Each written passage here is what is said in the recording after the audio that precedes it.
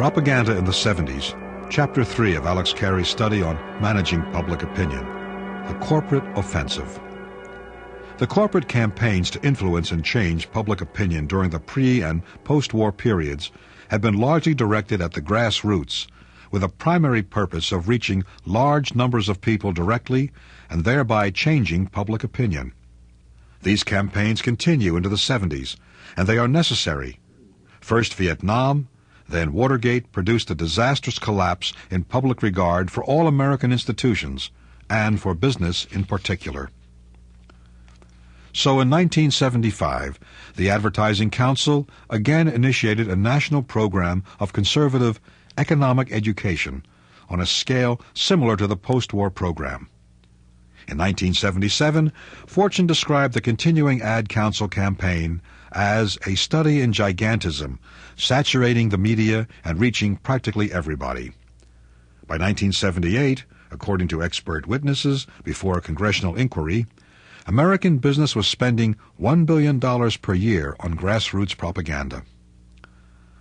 The effectiveness of the new propaganda program was monitored by a standardized, vastly detailed poll sponsored by the Advertising Council and repeated every 12 months. By 1980, the annual poll showed that the proportion of Americans who think there is too much government regulation, a matter at the very heart of the new right propagandists' concerns, had risen from 42% to 60%. Ronald Reagan's election followed.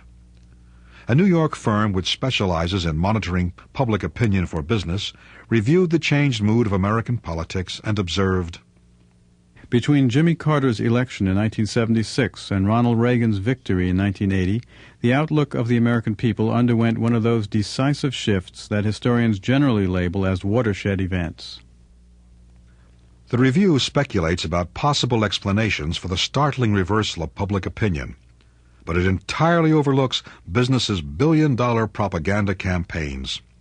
Again, as in 1919-21 and 1945-50, a business-sponsored assault on public opinion coincides with a dramatic swing to conservatism. And still, the meaning of all this for democracy is not raised in any substantial way.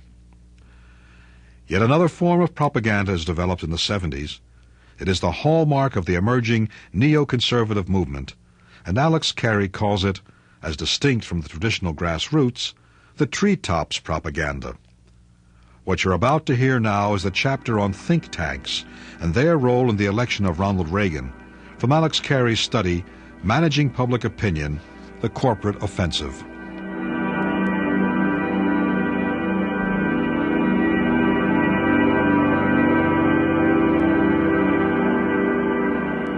The 1970s in the United States and United Kingdom. Treetops propaganda. Treetops propaganda is not directed at the person in the street. It is directed to influencing a select audience of influential people: policymakers in Parliament and the civil service, newspaper editors and columnists, economics debate on TV and radio.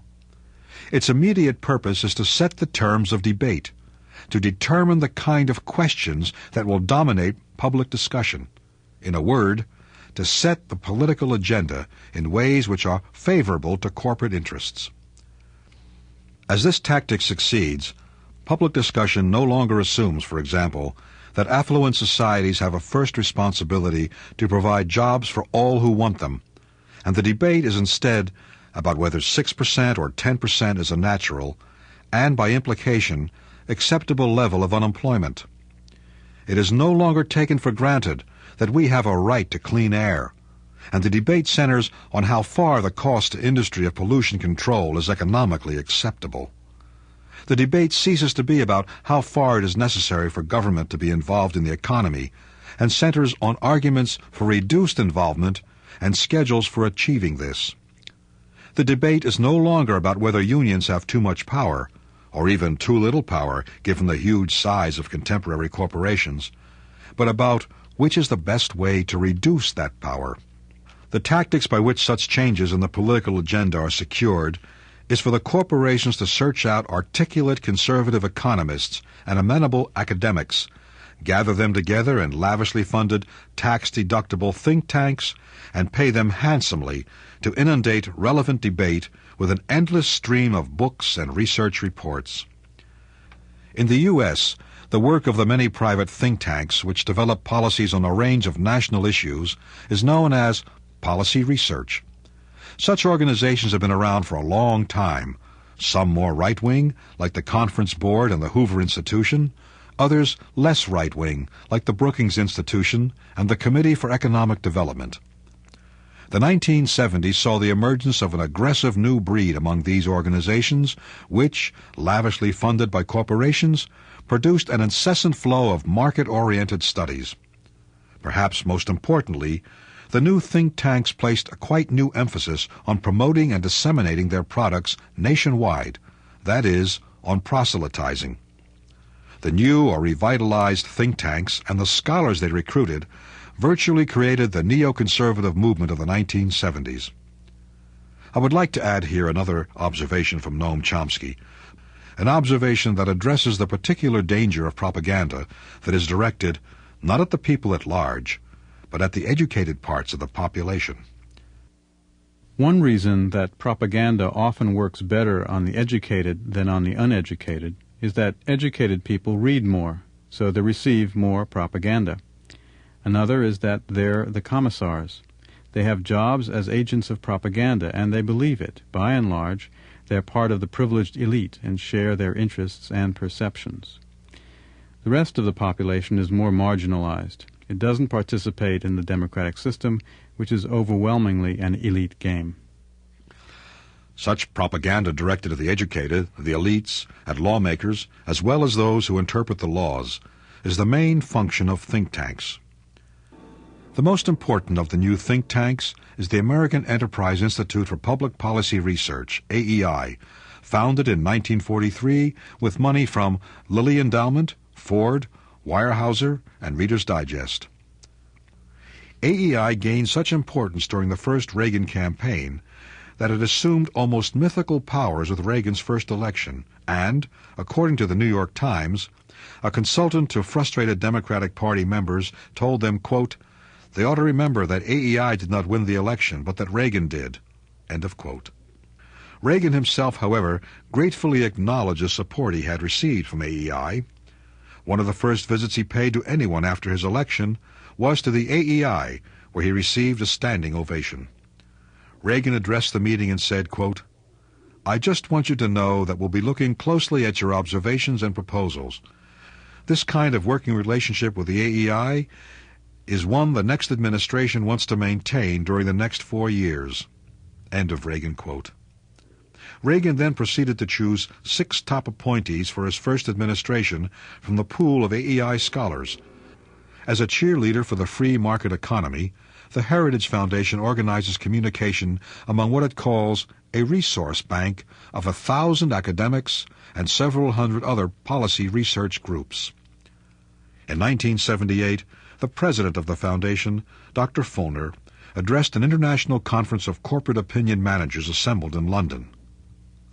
"The American public policy arena," he reported happily, "is awash with in-depth academic studies, which lead to the inescapable conclusion that the free market operates more efficiently, more humanely, and less expensively than any planned statist or socialist alternative." The last American think tank I shall discuss is the Business Roundtable. Founded in 1972, the Roundtable comprises the CEOs of 194 of America's largest corporations. Its membership represents approximately half the GNP of the U.S. The Roundtable's GNP is greater than the GNP of any country in the world apart from the U.S. In the same year it was founded, Justice Lewis Powell, shortly later elevated to the Supreme Court by the Nixon administration, wrote a famous memorandum for the U.S. Chamber of Commerce, which was a virtual manifesto for the neoconservative movement. In it, Powell urged business to buy the top academic reputations in the country, to add credibility to corporate studies, and give business a stronger voice on the campuses. A study by Ralph Nader's organization observes that the Roundtable buys supporting research through the hiring of expensive consultants and the sponsoring of academic studies. Money generates information in the form of studies and position papers, and the Round Table has access to all the money it needs. The dominant purpose leading to its formation, the Nader Report finds, was a desire to combat and reduce Union power, and it proclaims moderation while sabotaging moderate reform. Round Table members consider their defeat of labor law reform and consumer protection bills in 1977-78 to be their biggest victories.